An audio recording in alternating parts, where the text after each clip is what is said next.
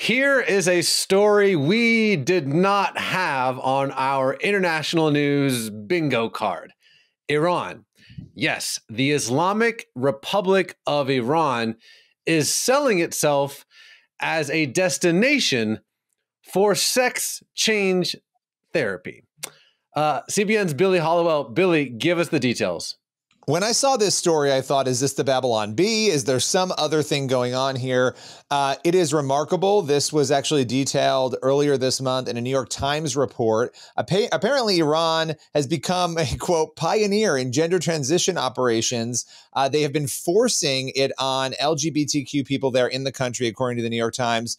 And the Times said that they're desperate for cash. And so they're looking to really attract trans patients from outside of Iran, from around the world. And one of the ways they're apparently doing that, even through government hospitals, is by bringing the cost of these surgeries down. What might be $20,000, $30,000, $40,000 might be $12,000 or $4,000 in Iran. And I'm just going to read a little part of this report. I think this is important so we understand. This is from the New York Times. For 40 years, Iran has performed more gender transition surgeries than many other nations, largely a result of pressuring gay and gender nonconforming citizens to undergo unwanted operations or risk the death penalty. So some people might say, well, why would Iran, a country known for being a theocracy, for being radically Islamic, why would that country allow and perform and want to attract other people to come in, for these surgeries? A, it's the money factor from what we see here. But B, if you have strict gender norms, right, meaning this is how men act, this is how women act, allegedly, pending this is all checking out and true, because this is a report again from the New York Times and a number of other outlets, they're trying to force people into those gender norms. So the people who live in Iran, it's like, well, you are going to have to be a man or a woman. So we'll put you through the surgery and then you can live that gender norm out.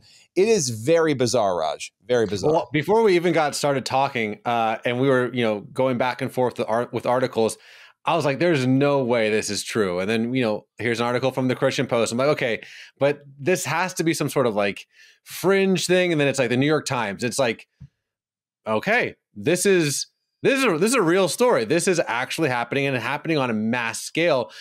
So the question, I guess, maybe in closing, Billy, what is, a fundamentalist, theocratic Islamic republic have to do with sex change surgery? It just seems like there's something missing here. There's some incongruency.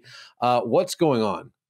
Well, I think the big thing is you have a country that, according to the Times, it's, quote, crippled by war and sanctions, right? So you have a country that is apparently desperate for money. You have, billions of dollars that can be made, which is horrific, on some of these issues, particularly the trans issue. It's a moneymaker. And so when you have this dearth of money and this desperation for money, and, they've set a goal, apparently. They want to generate $7 billion, allegedly, from medical tourism, according to the New York Times. They want to do that every year. They want to be able to bring that money in. And so, again, it seems like it's rooted in desperation.